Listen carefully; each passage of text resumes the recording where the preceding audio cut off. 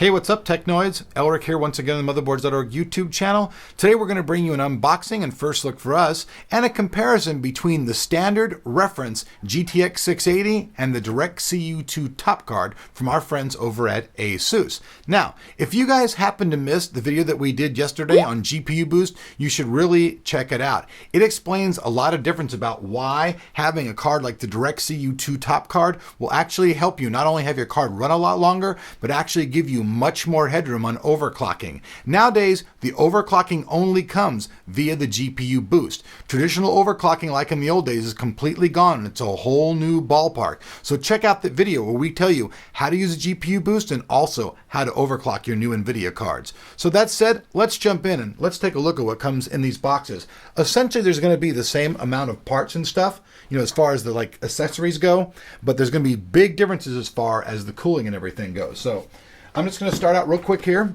with this one. Right in the front, you guys know these guys have GPU Tweak. That's their software that allows you to do all the overclocking and everything. This card is totally reference based. So there's nothing about this card that's different than the card that you get from the people over at NVIDIA from any one of their partners on launch day, except for the sticker says, obviously on this one it's going to say ASUS. Now a lot of you guys ask how to say it, and JJ has told us how to say it. It's basically A, and then just like Dr. Seuss, Seuss. Yes, I get corrected every day because sometimes I even slur my speech because I think faster than I talk. So, anyways, we're going to go in here. Top accessories box. I think that this card right here might not even have any because this was just one of the traveling boxes that JJ was using on his tour. So I don't even think this one's going to have accessories, so we'll just ignore the accessories part of that. I really just wanted to show you guys the differences in the cards, basically.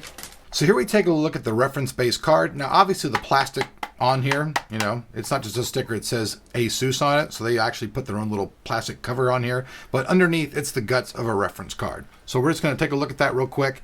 Then we're going to set that down.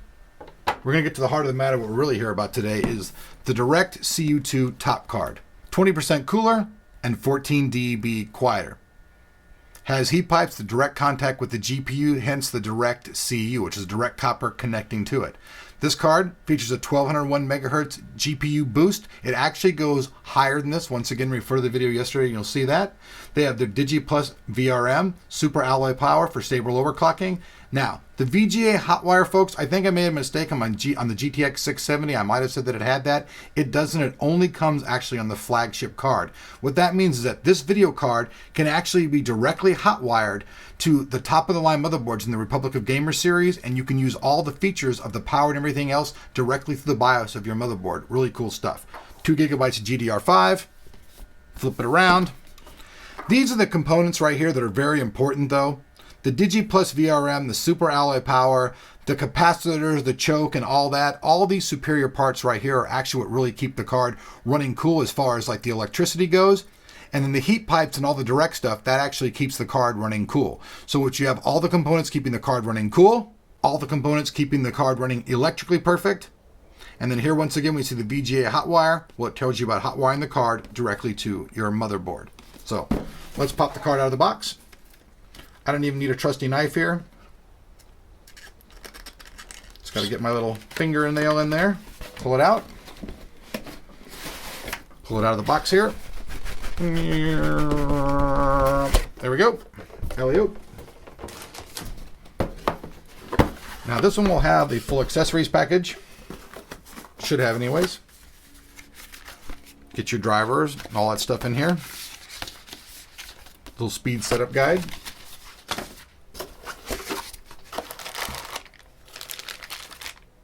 Your SLI bracket, your power connector here from Molex to your power, and that looks about it. Now this may not be the complete full series, folks. I took these cards from JJ when he was down on the tour, so I just wanted to make sure we get them out so you folks could see them. First of all, let's just set these cards right next to each other side by side so the cameraman can show them. Now if bigger is better, then you can obviously see that the DirectCU card is going to be much more of a lady pleaser. Now, unfortunately, I admit I'm underhanded here, and I didn't actually bring in the measuring tape to show you guys the differences, but you can just see that there's a very large difference between the two, other than really the rear I/O. The rear I/O is identical. Still got 2 DVIs, DisplayPort, and your HDMI. Those are completely identical. Beyond that though, that's where the card totally changes. So here as we take a look at the actual card itself, let it be known that everything from the PCB all the way up has been custom redesigned by the people at ASUS. They don't use any type of reference stuff in their design at all. Turning the card sideways, you can see on this card it looks like there's actually 2 layers of PCB, but that's not true. There's the PCB, and then there's a very protective back shield that goes across the entire back of the card. Makes it easy to set the card down. If you're moving the card around a lot and doing testing, this is very important. It'll keep the card from getting shorted out as well. You see the reference card has nothing like that whatsoever on it. So right there you can see there's just big differences in the card's makeup. All the capacitors underneath are all made of high quality components. Hence there are 3 phases that they use in their car, which talks about their chokes, their capacitors, and all that stuff. I'm going to flip it around and show you guys the back of the card. You can see the ends of the copper right here. They're purely evident. It's kind of cool looking down there to the card too. From my angle over here, it looks sort of like a scientific spaceship. Got all the grills from the fans all in there. Spin it to the side. Here we see the power connectivity. We have a single 6-pin and a single 8-pin connector. Flip the card around again so you folks can see it from this side. Also, I'm going to turn the card up. You can see right here are both of the SLI fingers. So you know this system will be able to be used in a 4-way SLI configuration. Some people say quad, but actually NVIDIA says that's not the correct way to say it. They prefer 4-way SLI. So flip the card around again. I mean, you guys saw the back plate, but I'm going to show it to you guys again. I really like this. Totally covering the card.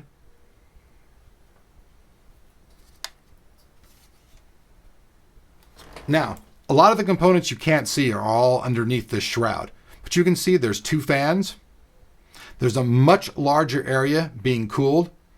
So underneath, all of the heat pipes and everything are going to be dissipating the heat away from the GPU. And then these fans are going to be further just blowing and dissipating that heat away from the card.